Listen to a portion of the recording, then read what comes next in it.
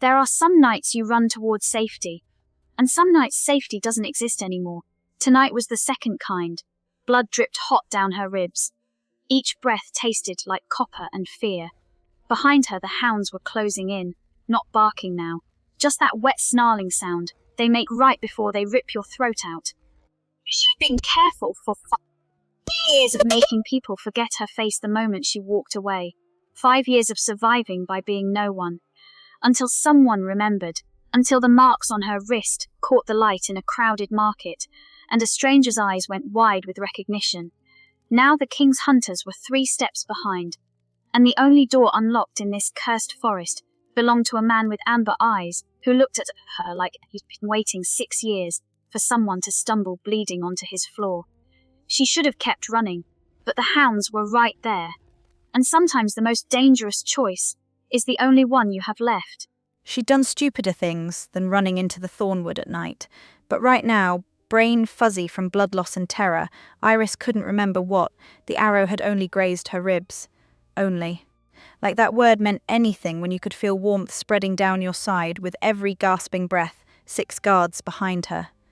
Maybe 8. Hard to count when you're sprinting through darknesses and your vision keeps doing that fun sparkly thing that means you're about to pass out. The hounds were closer now. She could hear them, not just barking. That wet, snarling sound they make right before they lunge. Iris's boot caught on a root. She stumbled, didn't fall close though, and then she saw it, a cottage, small, timber and stone. Chimney smoking like someone had just banked a fire for the night. The door was unlocked, which was wrong, so completely wrong, her hand froze on the handle, even as the howling got close enough to rattle the shutters. Because nobody living this deep in the thornwood left their door unlocked, not unless they were stupid, or dangerous, or dead. Iris shoved the door open and stumbled inside. Mistake. She knew it instantly. The interior was too clean, fire burning low in the hearth, books stacked with military precision on rough-hewn shelves, the scent of pine and leather and something darker that made the hair on her neck stand up. Someone lived here, someone was coming back.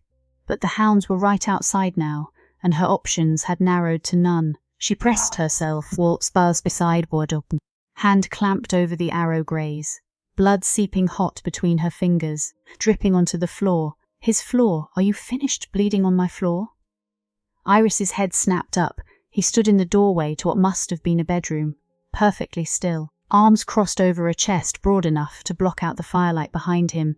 Dark hair fell past his collar.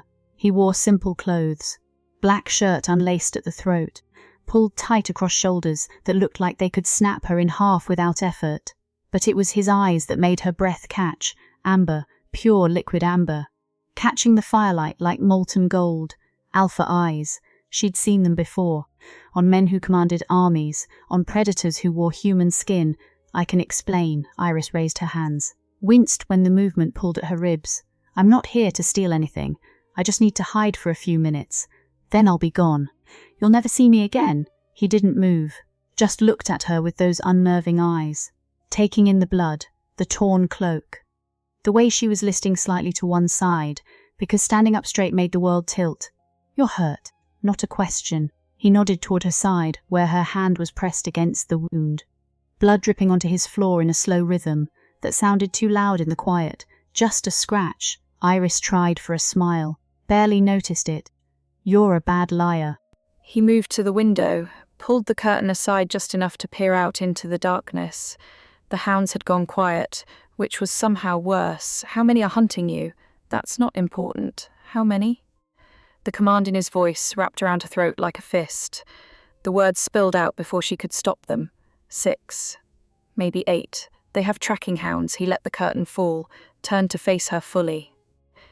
In the firelight she could see him properly now, the sharp cut of his cheekbones, the curve of his mouth that didn't match the coldness in his eyes, the way he held himself like someone who'd never had to ask for anything twice.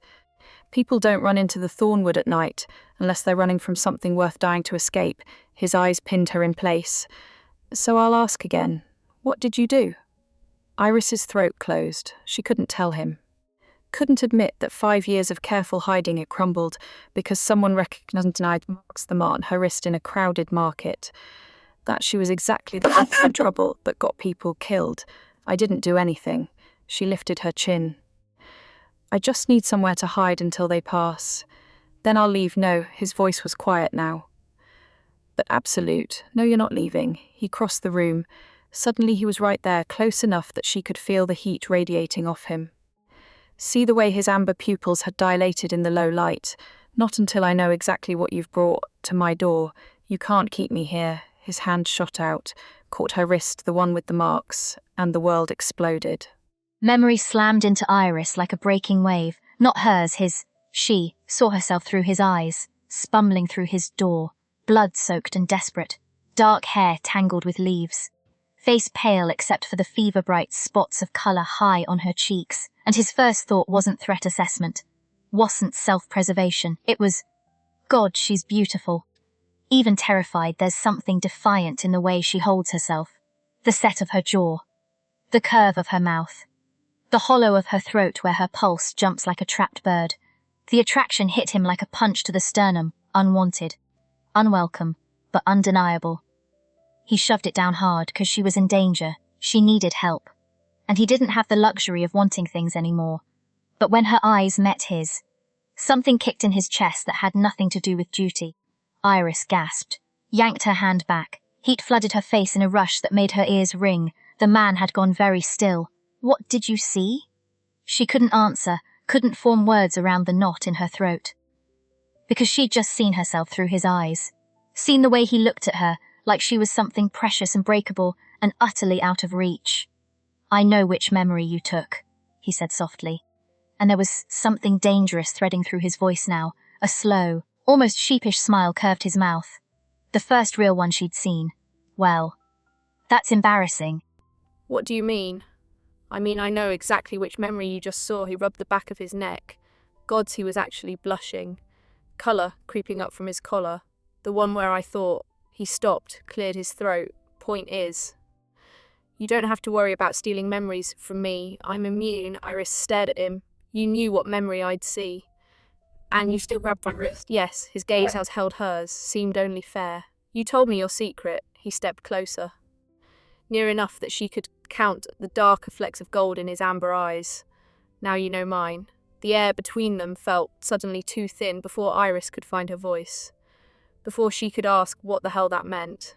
Something small and dark shot out from beneath the table. A wolf pup, barely 2 months old by the look of him, tumbled across the floor in a tangle of oversized paws and fluffy grey fur. He skidded to a stop at Iris's feet. Looked up at her with mismatched eyes, one blue, one amber, and let out what was clearly meant to be a ferocious growl, but came out as a squeak. Oi, the man's voice held a note of exasperation. You're not intimidating anyone. The pup ignored him completely, planted himself between Iris and the door, tiny body vibrating with energy despite everything. Despite the blood and the fear and the insanity of the last 10 minutes, Iris felt her mouth twitch. Your guard dog needs work, he's not mine. The man crouched beside the window, body coiled and ready. Just a stray I found in a trap. Outside. Voices carried through the trees. Check every structure. She couldn't have gone far with that wound. The man's eyes cut to her, taking in her blood-soaked hand. The way she favoured her left side. The pallor creeping into her face. Something shifted in his expression. Come, he moved to the hearth. Pulled aside a woven rug to reveal a trapdoor set into the stone floor. Iris crossed to it on legs that felt suddenly unsteady. He helped her down, hand firm on her arm. Carefully avoiding her marked wrist this time, until she landed in cramped darkness that smelled of earth and old stone. Don't make a sound. No matter what you hear. Then he lowered the trapdoor, sealing her in darkness, above. She heard the rug slide back into place with a footsteps, his measured and calm, moving toward the door. A sharp knock rattled through the floorboards. Open up. King's Guard. A pause that stretched too long. Then the creak of hinges. Can I help you? His voice had changed. Slower, rougher around the edges. Like he'd just woken up. We're looking for a woman. Dark hair. Mid-20s. Wounded. Marks on her wrist. Seen anyone like that? No, sir. Don't get many visitors out here. Mind if we take a look inside? Course not. Iris pressed her hand harder against the wound. Through the floorboards she heard boots entering the cottage. multiple pairs matching. Someone moved close to where she was hidden, so close she could hear the creak of leather armor. She held her breath until her lungs screamed and her vision started to spot. What's with the pup? Found him in a trap couple weeks back. Couldn't leave him to die. The pup let out a whine. She heard his small paws padding across the floor, probably trying to protect her even from down here. Brave little idiot, plea looks clean. A different voice. Gruff and disappointed. No sign of her. If you see anything unusual, report it to the garrison in Milford. Understood. The door closed, footsteps retreated. Muffled through wood and earth, Iris counted to 100, then 200. When the trapdoor finally opened, she had to squint against the sudden firelight.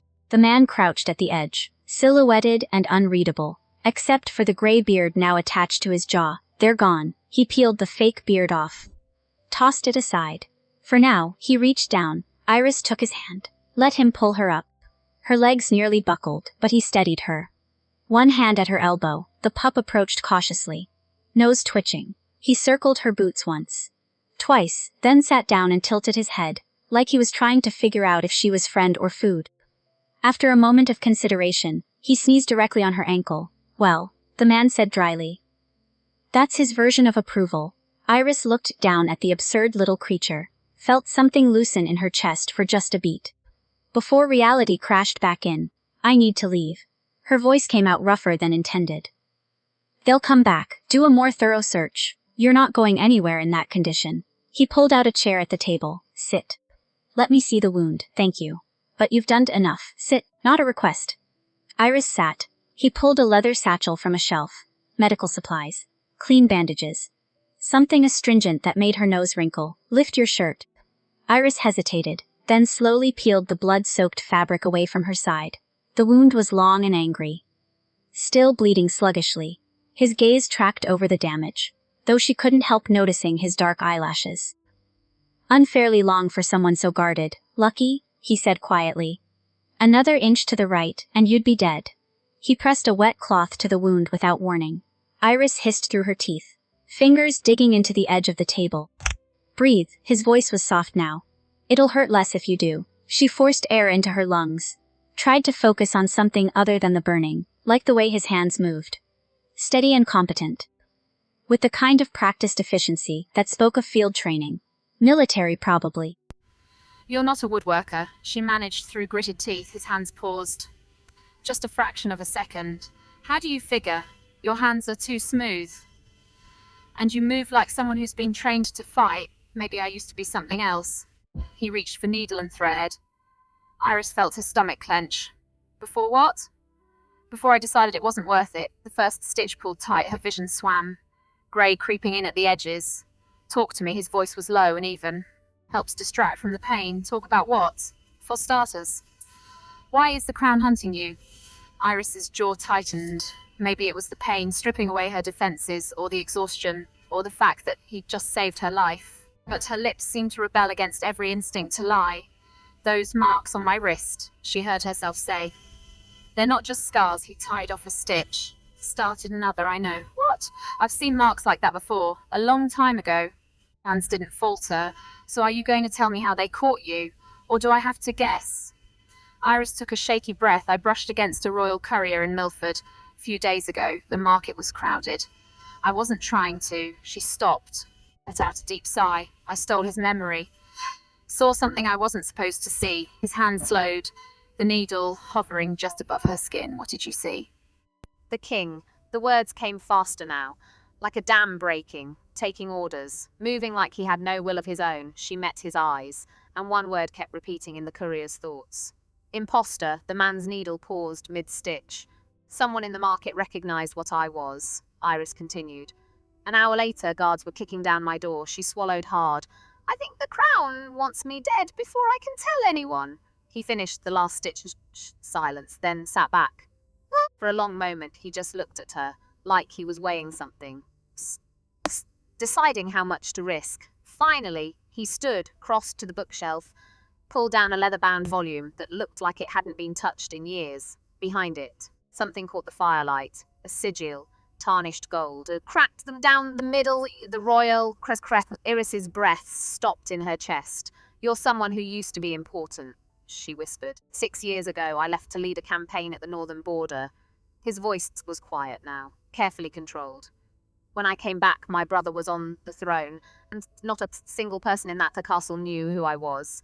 He turned to face her. One person can't just erase an entire kingdom's memory. That's what I told myself. A bitter smile twisted his mouth. But when your own guards look at you like you're a stranger, when your brother, your own brother, orders you arrested for impersonating royalty, he trailed off, the muscle in his jaw jumping. Eventually you start believing in the impossible. Iris gripped the edge of the table, her mind racing through the implications. The marks on her wrist pulsed. If someone existed who could do what he was describing, one powerful enough to... The courier's memory? She said slowly. There were references to someone called the Weaver. Someone powerful enough to... She studied his face, really looked this time, past the longer hair, the stubble. The rough edges of someone who'd been living in exile. You're the real king. She whispered. I was. He slid the sigil back into its hiding place with Kiffer. Now I'm just Lucian. A ghost living in the woods. He leaned against the bookshelf. Arms crossed. Same as you. I'm not. You are. He cut her off gently. You steal memories, make yours forgettable, untraceable. How many people have you erased yourself from? His words settled into her bones, cold and undeniable. The Weaver, Iris said, forcing her mind to work through the fear. If they're powerful enough to do what they did to you, and they know I saw that memory, they won't stop hunting me. Luce pushed off from the bookshelf, returned to the table, leaned forward on his forearms. You're proof that memory theft exists. Which means we're both running from the same thing. Cold dread pooled in her chest. She'd been thinking 2 small guards. Arrows. A quick death if they caught her. But this was different. Someone out there who could reach into thousands of minds was hunting her now. So what do we do? Her voice came out smaller than intended. Lucian's gaze moved over her face, like he was reading a map. Finding all the Plesvere had taken. We find them first. Figure out who this Weaver is. How they did it. Something hardened in his expression, and then we make them answer for every memory they've taken. Just the 2 of us? Iris heard the disbelief in her own voice. Against someone who can control an entire kingdom? Do you have a better plan? Before she could answer, the pup let out a bark. He sat at attention between their chairs. Chest puffed out like he was ready to take on an army. Lucian glanced down. My mistake. The 3 of us. He looked back at Iris. One eye raised. I'm sure his intimidating presence will strike fear into our enemies. The pup wagged his tail, completely missing the sarcasm, despite the dread coiled in her gut. Iris felt her mouth twitch. She looked from the pup to the exiled king, sitting across from her, and something settled in her chest, not comfort exactly, but something close. Like maybe, just maybe, she wasn't alone anymore. She said. I'll help you. Lucian leaned forward slightly. I can get you to the Freelands when this is over. It's outside the Crown's reach. You'd be safe there. You could stop running. He extended his hand across the table. Do we have a deal? Iris stared at his offered hand. If she touched him, she'd take a memory. Whether she meant to or not, he had to know that, but Lucian didn't pull back, just waited. Palm up. Amber eyes steadily on hers. Then slowly, carefully, Iris reached out and wrapped her fingers around his. The memory seeped into her mind like water through a crack. She was stumbling through his door, blood-soaked and desperate. And his first thought wasn't threat assessment, it was God, she's beautiful. Even terrified, there was defiance in her eyes. The curve of her mouth, the sweep of her lashes, the hollow of her throat where her pulse jumped. He shoved the desire down hard. She was in danger. She needed help, but when her eyes met his, something kicked in his chest that had nothing to do with duty, and he thought, I would burn this kingdom down to keep her safe, which is insane because I don't even know her name, but God's. When was the last time I looked at someone and felt anything besides numb? Iris gasped, yanked her hand back. Heat flooded her face in a rush that made her ears ring. Lucian had gone very still. What did you see? He asked quietly. She didn't know how to answer, because she'd seen herself through his eyes, seen the way he looked at her like she was the first sunrise after 6 years of darkness. His gaze dropped to the fresh mark on her wrist, then lifted back to her face. A slow. Sheepish smile curved his mouth, the first real one she'd seen. Well, that's embarrassing. What do you mean? I know which memory you took. He rubbed the back of his neck, and gods, he was actually blushing. Point is, you don't have to worry about stealing memories from me. I'm immune. He met her eyes again. You told me your secret. Now you know mine. The air between them felt suddenly too thin. Iris was acutely aware of how close they were sitting, of the way his eyes tracked over her face, reading every micro-expression. The pup, apparently sensing the shift in atmosphere, launched himself at Lucian's lap with zero grace, missed, let out an indignant yip that clearly meant pay attention to me. Lucian caught him before he could fall. Exhaled something between a laugh and a sigh. You have terrible timing. The pup licked his chin enthusiastically, tail wagging like he'd just accomplished something heroic. You should rest, Lucian said, setting the pup gently on the floor. His voice had gone carefully neutral again. We'll start sifting through the courier's memory in the morning. Figure out what we're dealing with. He stood, moved toward the bedroom to check that it was ready. The pup trotted after him like a tiny shadow. Iris rose slowly, testing her stitches. Followed. The bedroom was simple, clean sheets, small window, single candle burning on the bedside table. Lucian stepped aside to let her enter, keeping a careful distance. I'll be right outside if you need anything. She nodded, suddenly unsure what to say. He paused in the doorway, one hand on the frame. For what it's worth. His voice was soft. I meant it. What you saw in that memory. Then he was gone, pulling the door mostly closed behind him. The pup followed him out without a backward glance, apparently having decided his loyalty lay with the one who fed him. Iris sank onto the bed, her side throbbing with each breath, her wrist burning where the new mark pulsed. Through the gap in the door she could see Lucian moving around the main room, banking the fire, checking the locks. The pup weaving between his feet, nearly tripping him twice, the quiet rituals of someone who'd learned to survive alone. He glanced toward the bedroom once, and even from this distance, she felt the weight of that look, longing and restraint. Iris lay back against the pillow, one hand pressed to her wrist where Lucian's memory hummed beneath her skin. Like a second heartbeat, exhaustion pulled at her, but before sleep could take her, one thought burned clear through the fog. I would burn this kingdom down to keep her safe. He'd thought that, about her, a stranger dripping blood on his floor. And somehow, despite everything, that terrified her more than the guards, more than the weaver, more than the marks on her wrist, because she was starting to think she might feel exactly the same way about him. Iris woke to voices low. Calm Lucian talking to the pup. I know you're hungry, but she needs to sleep. A whine. No, you can't wake her up just because you want breakfast. A bark. Insistent, fine.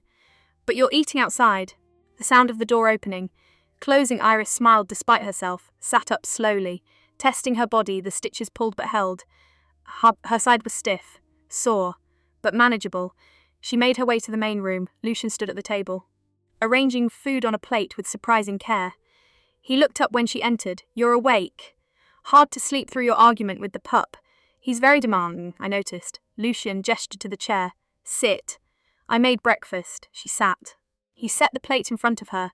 Bread, cheese, dried fruit, simple but thoughtful. Thank you. Poured water into a cup, slid it across to her, then settled into the chair across from hers. Watching her eat with that same careful attention from last night. How do you feel? Like I got shot with an arrow and then stitched back together by a stranger. Accurate. She took a sip of water. What about you? How do you feel about harbouring a fugitive? I've done worse. Like what? Like being a king. The corner of his mouth lifted. It wasn't quite a smile, but it was close. We should talk about what happens next, Iris said. Lucian nodded. We need to understand the Weaver's power. How it works. What its limits are. The courier's memory might have more information. Can you access it again? Without the courier present? Yes, once I've taken a memory it's stored. I can revisit it. She touched her wrist, but it's not always clear. Memories fragment. Details blur. Then we'll work with what we have. He leaned forward. Tell me everything you saw. Even the smallest detail could matter. Iris closed her eyes, reaching for the stolen memory. It unfolded like a dream, disjointed. Non-linear, the king, Nathaniel. He was standing in a private chamber. Someone else was there. A woman. I couldn't see her face, but I heard her voice. What did she say? Something about an eastern shipment, arriving in 3 days. She wanted it secured before the autumn equinox. Lucian's expression sharpened. When did you steal this memory? 2 days ago, which means the shipment arrived yesterday. He stood, paced to the window. If the weaver wanted something from the east badly enough to mention it to the king. It's important. There was something else, Iris said. She mentioned me, or someone like me. A girl who can steal memories. She said I could be useful. Another vessel for storage. Lucian turned. Storage? That's what she said. Iris pressed her fingers to her wrist, sinking deeper into the courier's memory. Lucian's voice anchored her. Steady. Present. Take your time. What else do you see? The woman. She's wearing black silk. Gloves that reach past her elbows. The image sharpened, and her neck, just above her collar. There are marks, silver marks. Like mine, but so many more. They overlap. Like scales? How many? Hundreds. Maybe thousands. Her eyes flew open. She's been doing this for decades. Building power one stolen memory at a time, Lucian returned to the table, sat, his expression grim. When I was at court, there were rumors about artifacts from before the kingdom was unified. Old magic that was supposedly destroyed. He paused. Things that could amplify power. You think that's what the Eastern shipment was? I think if the Weaver is collecting artifacts that enhance her already considerable abilities, we're in more trouble than we thought. Iris looked down at her own marks. So few compared to what the Weaver carried. She wants to use me as storage. When she runs out of space, that's not going to happen. Lucian's hand closed over hers, warm, steady. We're going to stop her before she gets anywhere near you. I need to teach you to fight, Lucian said. Iris blinked. What? The Weaver knows you exist. She'll send hunters. Skilled ones. You need to be able to defend yourself. I can run. Running won't work this time. He stood. Rare. Crossed to a shelf on the far wall, pulled down 2 knives. Sibyl blades, well balanced. He set one in front of her. We start for today. Iris stared at the weapon. I don't know if I can do this. You can. His voice was certain. Besides, running won't work this time. He stood. I'm an excellent teacher. How modest. I trained the Royal Guard for 3 years. I know what I'm doing. He picked up his own knife. Come on. We'll work around your stitches. They moved to the clearing behind the cottage, where the trees formed a natural barrier. The pup followed, tumbling through the underbrush with chaotic energy. Lucian started with footwork, showing her how to keep her weight balanced, how to move without twisting her torso like this. See? He demonstrated, pooted. Clear. When he adjusted her stance, his hand has lingered. Warm against her arms. Don't think. Just react. He came at her slowly, giving her time to track the movement. Iris stumbled back anyway. Nearly tripped over the pup. Again, they went through it a dozen times, each repetition a little faster, a little more fluid. By the time the sun reached its peak, Iris was drenched in sweat. Her wound throbbed. But she'd managed to land a real strike, Lucian grunted. Stepped back, genuine surprise in his expression. Good. You're learning faster than I expected. The pup chose that moment to attack a falling leaf, with vicious intensity. Lucian watched the creature, then looked back at Iris. Let's take a break. I'll check your stitches. Inside, Lucian knelt beside her chair, his fingers gentle as he peeled away the bandage, checking each stitch. This close, she could see the small scar along his jaw, the way his lashes cast shadows on his cheeks. Holding well, he said. Better than I expected after that training. You're a good teacher. You're a good student. His hands lingered on her ribs, just below the wound. His thumbs traced a small pattern. Unconscious. Intimate. Lucian. Her voice came out softer than intended. He looked up. Their faces were close, so close. She could see the darker flecks of gold in his amber eyes. The air between them felt charged, heavy with things unsaid. Lucian's gaze dropped to her mouth. Then back up, like it took effort. We should... Whatever he was going to say died when the pup barked, sharp. Urgent, not playful. They both turned toward the window. The pup stood rigid, hackles raised, baby trembling. This was real fear. Lucian was at the window in an instant. When he turned back, his face had gone blank, carefully controlled. We need to leave. Right now. What is it? Riders. 3 of them. Moving fast from the north, he was already grabbing supplies, weapons, a pack, dried food, his movement sharp, efficient, royal hunters. The kind they send when they want someone found and don't care what it takes. The blood drained from Iris's face. How long? Minutes, maybe less. He crossed her, helped her stand. His hands gentle, even his urgency thrummed through every word. There's a river a mile east. We can lose our scent in the water. And then?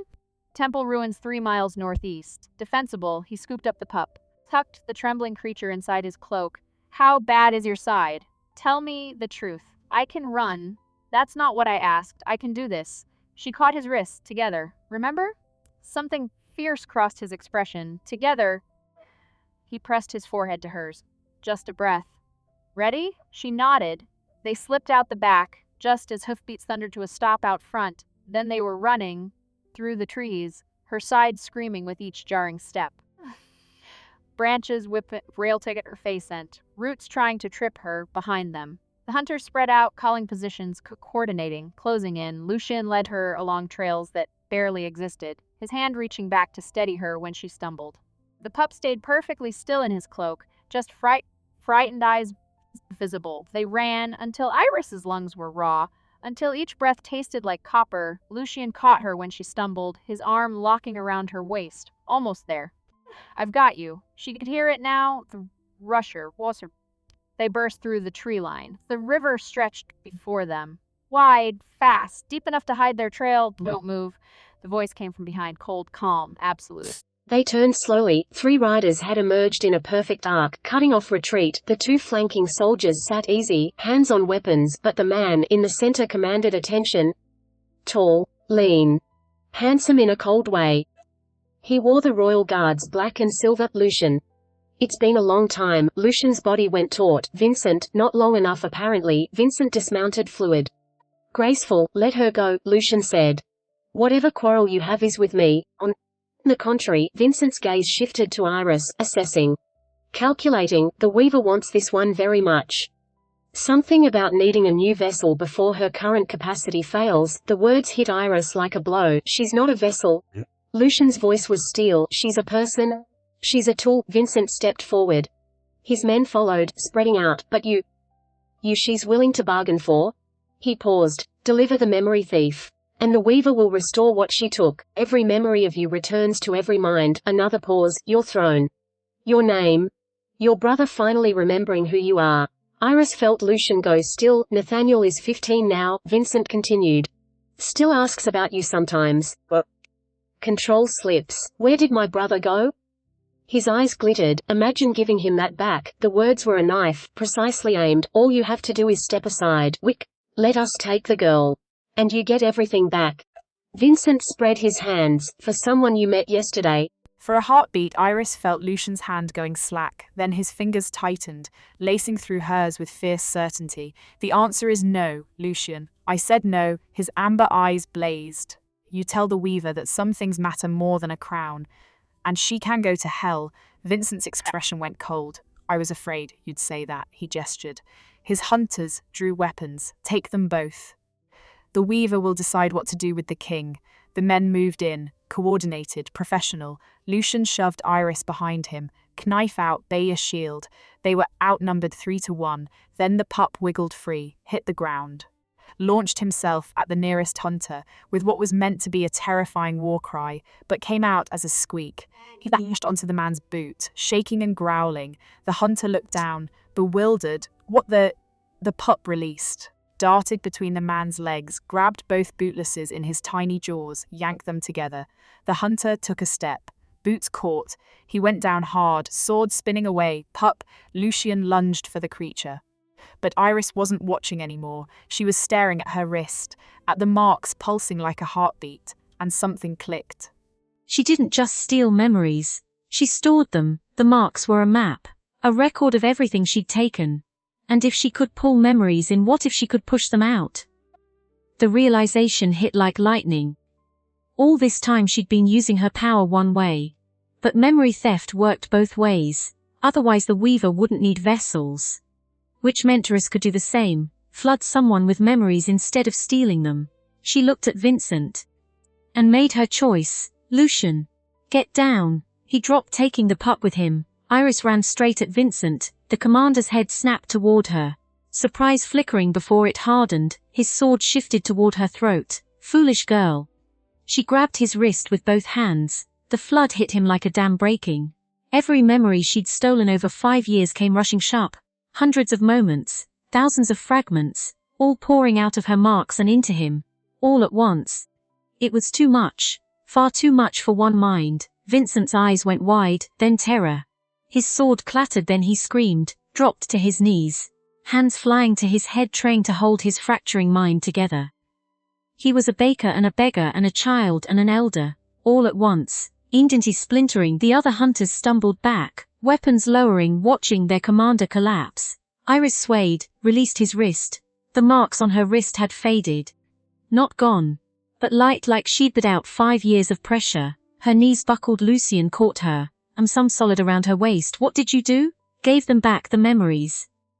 I can give them back. Understanding flashed across his face. Wonder and horror behind them. Hoofbeats, more of them. Reinforcements pouring through the trees. A dozen riders, more. The ruins, Lucian said.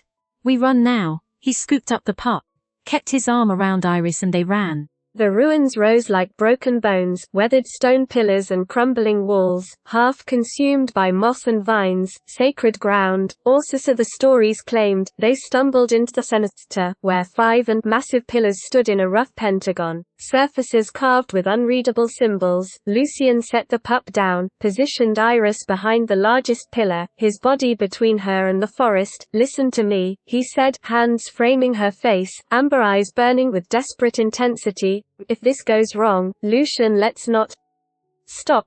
She pressed her fingers to his lips. We're getting out alive. His thumb brushed her cheek. Something fierce crossed his expression. There's a clearing 2 miles north of the cottage. Overlooks the entire valley. He swallowed. I want to take you there. Show you the sunrise from that spot. Her breath caught. Is that what you're thinking about? A sunrise? I'm thinking about tomorrow. His voice dropped, rough with emotion. For 6 years I've watched that sunrise alone, wondering if I'd ever have a reason to care. He paused, and then you. He stopped. You're the first horizon worth fighting for. Her chest tightened. Then you'd better make sure we both survive. Her fingers twisted in his shirt. I will. His forehead pressed to hers. But if they get past me, you run. You use that power and you don't look back. That's not the deal. Something raw crossed his face. He opened his mouth, but it was too late. The hunters poured into the clearing.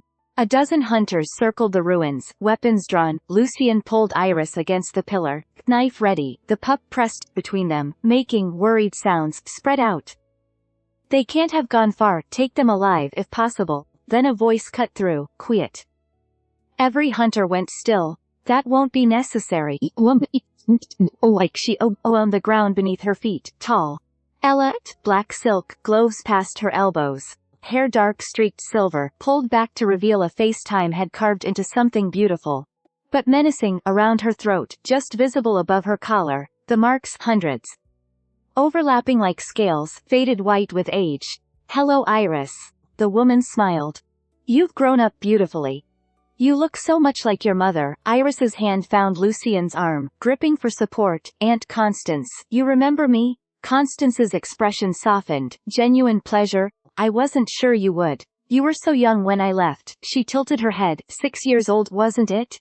The night your mother died. The memory hit Iris, frantic. Half-formed child's memory, Constance in their cottage, arguing with her mother pale, frightened, and then, you took her memories, Iris whispered. The night she died, I was trying to save her. Grief in Constance's voice. Real grief. The fever was burning through her mind. I thought if I could take the worst of it, store it in myself, she'd have a chance. She stepped closer, but I was too late. Another step. That's when I realized the truth about our gift, Iris. We don't steal memories, we carry them. We bear the weight of everyone's pain so they don't have to. Her eyes held Iris's. It's not theft. It's mercy. You erased a king from existence. Lucian's voice was stone. Where's the mercy? Constance's gaze shifted, something cold entering her expression. The mercy was letting you live, Lucian. I could have killed you, but I'm not cruel. She paused. I simply removed the problem. No bloodshed, no war. Just clean transition. Nathaniel is 15. You turned him into a puppet. I gave him guidance, structure. Her voice remained calm. The kingdom has thrived under his rule. My rule. No border wars. No upheaval. I did what was necessary. Constance turned back to Iris. Now I'm offering you what I offered your mother. A chance to be part of something greater. You want to use me as storage. I want to teach you. Constance spread her hands. Look at my marks. I've carried this kingdom's secrets longer than you've been alive. But even I have limits. Touched her throat. The marks can only hold so much before the mind fractures. She smiled. But if we work together, if you help carry the burden, we could reshape not just one kingdom, all of them. Rewrite history so war becomes impossible. Suffering becomes memory we choose to forget. By stealing people's minds? By giving them peace? Constance's voice turned hypnotic. Imagine. No more trauma. No more grief. We take those memories. Store them where they can't hurt anyone. She paused. Isn't that what you've been doing? Making yourself forgettable so you don't carry the pain already to be remembered. The words cut close. Iris felt Lucian's teeth tighten. You're talking about lobotomizing a kingdom, Lucian said. Taking away what makes them human. I'm talking about evolution. The strong carry the weight so the weak don't have to. And what happens when you run out of space? Iris asked. Even with me? How many vessels before you've stolen every memory? Constance's smile faded. I was hoping you'd understand, she sighed. But you're still too young, she gestured. Two hunters moved forward. Don't, Iris said. Something in her voice made them hesitate. Don't make me fight you. You can't fight me, child. Constance's expression turned pitying. You just gave away your stored power to incapacitate Vincent. Your marks are nearly empty. She stepped closer. But that's fine. I don't need you cooperative. Once I transfer enough memories, you won't remember why you resisted. What happens to Lucian? Constance considered. Depends on you. Cooperate and I'll let him keep his memories. He can go back to being nobody, but at least he'll remember you. Her voice dropped. Resist and I'll erase you from his mind. You'll be a ghost even to each other. That's your offer. Become your vessel or lose each other forever. I'm offering you a choice your mother never got. Constance's expression hardened. She fought me, refused my help, and she died screaming. Mind burning itself apart, alone. She paused. I won't let that happen to you. You don't get to pretend this is mercy, Iris said. You want to control me. I want to save you from your mother's fate. From burning out young.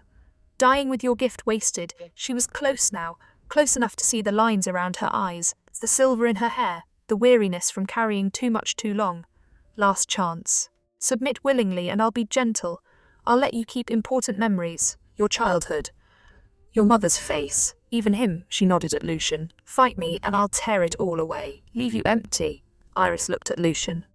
At his amber eyes burning with protectiveness, at the way he'd positioned himself between her and danger, even now, even outmatched. Then her gaze shifted to Constance's throat, to the hundreds of marks like a collar. Somewhere in there was the memory of erasing Lucian. And if Constance could put memories in, Iris could pull them out. You're right, Iris said quietly. I can't fight you. You're too powerful. She looked at her faded marks. But I have one question before I agree. Constance's expression shifted to triumph. Ask. When you erased Lucian from the kingdom, when you stole all those memories at once, did it hurt? The question confused Constance. What? Taking that many memories? Thousands. All at once. Did it hurt? Strain you? Make you feel like your mind might crack? Constance's eyes narrowed for a moment. But I'm strong enough. And where did you put it? That memory of erasing him. Is it in your marks? Why does it matter? Because I need to know if you're strong enough. Iris stepped forward, away from the pillar. Lucian tried to pull her back, but she kept moving. If I'm going to let you put centuries into me, I need to know you won't break me. So show me. Let me see how a real master handles that much power. It was a gamble, reckless, desperate. Constance's expression shifted to pride. You want to see the scope of what's possible, she smiled. Very well. She pulled off one glove, then the other. Extended her hand. Touch me, Iris. And see what you could become. Iris reached out. Their fingers met. And instead of pulling the memory Constance offered, Iris went hunting. She dove past surface memories, past today. Yesterday, past years and decades. Down to the oldest layers, where marks were thickest. Where Constance stored things she never wanted to forget, and there, buried deep, wrapped in protective mental walls, was the memory of erasing a kingdom. Iris grabbed it, and instead of pulling into herself, she pushed it back where it belonged, not into her mind, but out the resistance hit like fire. Constance's eyes went wide. What are you? Iris felt her aunt's power slam back, trying to force the memory down, lock it. But Iris held on, teeth gritting as pain exploded behind her eyes, like holding lightning bare-handed. It seared through her marks, scorching new lines as she broadcast the memory outward, forcing it to every mind in range. Stop, Constance hissed. You'll kill us. Good, Iris gasped and pushed harder. Blood trickled from Iris's nose, vision graying, distant. She heard Lucian shouting her name, but she couldn't stop. If she stopped, Constance would slam the memory back, and Iris would have nothing left to fight with. The hunters in the clearing began gasping, eyes unfocusing, starting to remember. Fragments filtering through. A king. Lucian. 6 years of wrongness. Constance screamed because Iris had found the linchpin. The keystone memory holding centuries of control together, and was ripping it out. The marks around Constance's throat ignited, silver lines burning like cracks in glass. You don't know what you're doing, Constance tried to wrench away. But Iris's grip held, fueled by desperation, by the memory of Lucian's face when he talked about being forgotten. Those memories are mine. I earned them. You stole them. Iris choked out, whole body trembling, and I'm giving them back. The marks around Constance's throat spider-webbed, fracturing. Each break sent shockwaves through both of them. Iris, gasping as power tore through her, Constance convulsing as stolen memories destabilized. And then the dam broke. Memories exploded outward like birds from a shattered cage. The hunters collapsed hands to temples as they remembered. Not just Lucian, but everything. Every moment Constance had stolen. Every thought she'd locked away. All flooding back to minds that always owned them. Iris's legs gave out. She would have fallen if Lucian hadn't caught her. Arms solid and warm, her marks were burning. Fresh silver lines etched so deep they looked permanent. And Constance collapsed. Hands clutching her throat as marks continued to shatter. Fade. You've killed me, she whispered, voice breaking, looking at Iris with eyes holding fury and something like relief. Without those memories to hold me together. Your mind will heal, Iris said firmly, though her voice was barely a rasp. You'll remember who you were before you decided mercy meant control. Constance laughed, sharp, bitter. You have no idea what you've destroyed. You'll regret this when the kingdom tears itself apart. Remembering every grievance, every wound I kept buried, then her eyes rolled back. She slumped forward, unconscious. Marks on her throat, completely gone. 3 days later, Iris woke in the cottage, sunlight through the window. Warm, gentle, she sat up, slowly. Testing, the stitches pulled but held, the marks on her wrist had changed, no longer simple silver lines, now they branched. Like lightning scars. Permanent, she traced one. It didn't hurt exactly, but she could feel them, pulsing with something that wasn't quite memory, more like potential. A knock at the door. You're awake. Lucian stood in the doorway, holding a tray. On it was breakfast, eggs. Slightly less charred than before, toast.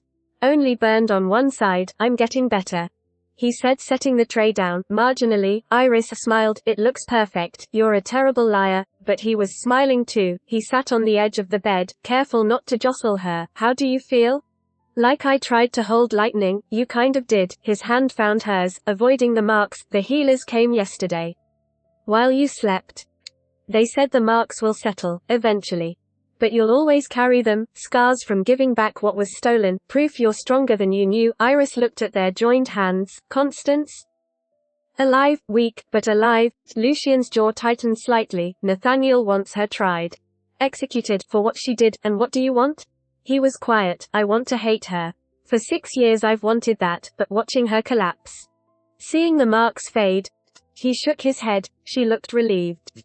Like she'd been carrying something too heavy. And finally someone took it. She killed my mother, I know, by trying to save her. Iris's voice cracked. 18 years of guilt. That's what drove her. It controlled whatever she'd wished for to haste again. She looked at Lucian. I should hate her. I want to. But all I feel is tired. He pulled her gently against his chest, let her rest her head on his shoulder. You don't have to decide today. The council can wait. They sat like that. His hand running through her hair. The pup eventually appeared, jumping onto the bed with usual lack of grace, wedging between them with a contented sigh. he's gotten attached, Lucian said. To you or me? Both. We're a package deal apparently. Iris laughed, then winced. No laughing, Isha, Lucian said. Just eating terrible eggs and resting. How long? How long what? Until I can travel? He pulled back, looking down with those amber eyes. Where are you planning to go? You promised me a sunrise. At that clearing, something bright flooded his attention. You remember that? I remember everything you've said to me. Her voice soft, every word. His thumb brushed her cheek. 2 more days. Then we'll go. If the healers clear you, deal. She settled back against him, let herself sink into the warmth and safety. For the first time in years, she wasn't planning her next escape. Mapping jets. Wasn't jetted, run, with him. And that was enough. 6 days later they stood at the clearing, the one Lucia had talked about. Dawn breaking over the valley in shades of gold and rose, the pup Drax chasing invisible prey. Content, Ifris watched the sunrise paint the world new. Felt Lucian's arms wrap around her from behind, his chin resting on her head. This, he said quietly. This is what I wanted to show you. It's beautiful. You're beautiful. She turned in his arms, looked up at him. Lucian. I know what you're going to say. That it's too fast. That we barely know each other. That we should be practical. He cupped her face, but I've spent 6 years being careful. Being invisible. His eyes held hers. And then she stumbled into my life, bleeding and desperate and absolutely terrifying. In 6 years I felt alive. I'm not terrifying. You flooded a royal commander's mind until he broke. You ripped the weaver's power from her throat. You're absolutely terrifying. But he was smiling. And I'm completely gone for you. Iris felt her throat tighten. I don't know how to do this. The not running part, the staying part, then we'll learn together. What if I'm bad at it? Then we'll be bad at it together. He leaned down, pressed his forehead to hers. I'm not asking you to be perfect, Iris. I'm asking you to stay. To try. To let yourself be known instead of forgotten. I'm scared. Me too. You don't look scared. I'm terrified, he admitted. That you'll wake up one day and realize you deserve better than a ghost with a broken kingdom and a cottage in the woods. Stop. She pressed her hand to his chest, over his heart. You're not a ghost anymore. The kingdom remembers you. Nathaniel remembers you. She paused, and I choose you. Not because you're a king. And that's always been enough. He kissed her then. Soft and sweet in golden light, the pup barked, demanding attention. They broke apart laughing, terrible timing as always. Please, muttered. Woe immediately tried to lick his face. Iris watched them, this man and this ridiculous pup, and thought about how a week ago she'd been alone, running, convinced she'd always be running, and now she had this, messy and imperfect and absolutely terrifying, but real. Come on, Lucian said, holding out his hand. Let's go home. Home, the word settled into her chest. Warm, unfamiliar. She took his hand, and followed him back through trees to the council convened in Thagate Hall. Iris stood before them, Nathaniel at the center, looking far older than 15. Constance knelt in the middle, weak, powerless but alive. Guards on both sides. The charges are clear, one advisor said. Memory theft, treason, crimes against crown and people. The penalty is death. Another added. Nathaniel looked at Constance, less unreadable. You stole my childhood. My memories of my brother. You made me a puppet. Constance didn't look away. I did. Why? Because you were 8. And your brother was gone. The kingdom needed a king. She paused. I gave you what I thought you needed. Confidence. Direction. Strength. You gave me a cage. Yes, she didn't argue, didn't make excuses, and I'm sorry. The room went silent. Nathaniel turned to Iris. What would you have me do? Iris stepped forward. My aunt committed terrible crimes. But she did them believing she was protecting people. Saving them from pain. She looked at Constance. She failed my mother. And that failure broke something in her. Made her believe the only to protect us she loved was to control everything. She turned back to Nathaniel. Execution won't undo what she did.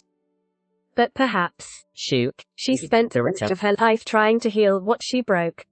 Trying to help those whose memories she damaged. She paused. Perhaps that's better justice than death. Nathaniel was quiet. You want me to show her mercy? I want you to show her the burden of living with what she's done. Constance looked up at Iris. Something shifting in her expression. Nathaniel nodded slowly. Very well. Constance of House Valen. You are hereby sentenced to serve as memory healer to the kingdom. You will work under supervision. You will use your gift only to restore, never to take. Should you violate this trust, the original sentence of death will be carried out immediately. He paused. Do you accept these terms?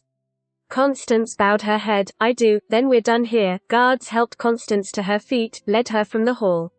She paused at the door. Back at Iris. Thank you, she mouthed. Is nodded. Was forgiveness exactly, but maybe it was the beginning of something. 6 months later, Iris stood in the small clinic on the outskirts of the capital. Constance worked at the table beside her, helping an elderly woman recover memories lost when Constance had stolen them years ago. The work was slow. Not all memories could be fully restored. Some were too fragmented. Some people preferred forgetting. But they tried, day after day. Mirror by memory, they tried. This, Constance said quietly. During a break between patients, you taught me well. I taught you control. You had the gift all along. Constance paused. Your mother would be proud. Iris looked at her aunt, really looked. The marks were completely gone from her throat now, leaving only faint white scars, like whispers of what had been. She looked smaller somehow, frailer, but also lighter, like a weight had been lifted. Do you remember her? Ira asked. Mother. Before the voyage? Every day, Constance's voice was soft. She used to sing while she cooked. Terrible voice, but she didn't care. A small smile, she'd dance around the kitchen. Try to get me to join. I always said no. Too dignified for such nonsense. Her eyes grew distant. I'd anything to dance with her now. Iris reached across the table, took her aunt's hand, not to steal, just to hold. Tell me about her. The real her, not the memory of failing her. Just her. Constance looked at their joined hands, then up at Iris. She loved wildflowers. The kind that grew in ditches that everyone else called weeds. She'd pick them by the armful, put them in every room. She smiled, and she laughed at everything. Even when life was hard. Even when we had nothing, she'd find something to laugh about. Like what? Like the time I tried to make bread and it came out hard. Stone. She's just use it as a doorstop. And we did. For 3 years, Iris found herself laughing. And Constance laughed too. Genuine, unburdened. The way she probably hadn't in 18 years. When Lucian came to collect Iris that evening, he found them like that, sitting together, talking, almost like family. He waited in the doorway, not wanting to interrupt. Till Iris looked up and saw him, her whole face lighting up. Ready? He asked. Ready. She turned to Constance. Same tomorrow? I'll be here. As they walked home through the streets of the capital, Lucian's hand warm in hers. The pup trotted head to forth. What about the other girl he'd run into the thornwood? 6 alone, bleeding? Alone, convinced she'd always be alone and she barely recognized Hyder anymore.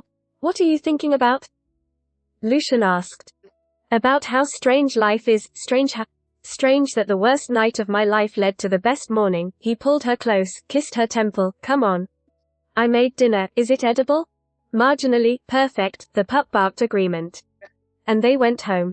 Together. 1 year later, the clearing overlooked the valley, just as it had that first sunrise. But today it was filled with people. Nathaniel.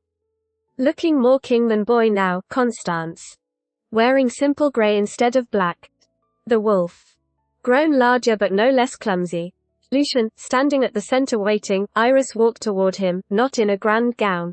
Just a simple dress, white with wildflowers sewn into the hem, the kind her mother used to love. Yet, she reached him. Lucian's eyes were bright. You came. Did you think I wouldn't?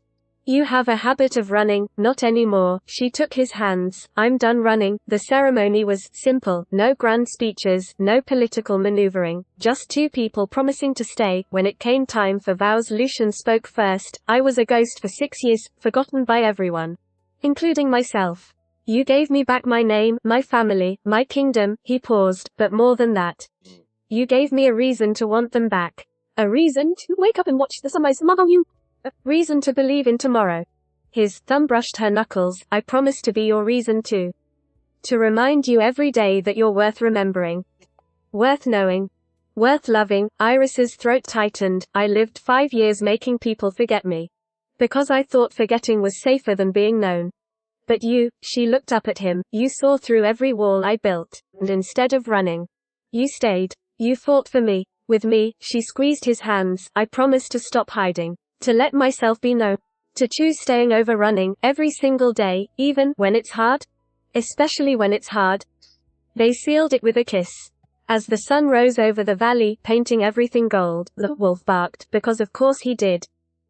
And everyone laughed, later, after the food and the toasts and the dancing. Iris found Constance standing at the edge of the clearing, lot over alai, chaku, chari, said quietly. Thank you for inviting me. After everything, your family. I'm the woman who tried to use you as a vessel. You're the woman who's spending every day trying to make amends. Iris stood beside her. That matters. Constance was quiet. Your mother. This. Loved him. I wish she could have met him. She would have terrorized him. Asked 1,000 questions. Threatened him if he hurt you. Constance smiled, and then she would have danced at your wedding. Wildflowers in her hair. Singing off key, Iris felt tears prick her eyes. I miss her. Me too. They stood together. Watching the valley, holding space for the woman who'd loved them both. Eventually Lucian appeared, sliding an arm around Iris' waist. Everything all right? Everything's perfect, and she meant it, because standing there, between the man she loved and the aunt she was learning to forgive, she realized something. She'd spent 5 years would forget her. But the memories worth keeping were the ones she chose to make, not stolen, not hidden, just lived, fully, completely, without running. The wolf bounded over, nearly knocked Lucian off his feet. Careful? Iris laughed. You'll send us all down the hill. Would that be so bad? Lucian asked. Already pulling her close, rolling down a hill with you? Terrible, absolutely terrible, the worst. But she was smiling, and so she... And when the wolf sneezed directly between them, they didn't even mind, because see? It's perfect. Beautiful life. This was worth every scar, every mark, every memory, worth everything.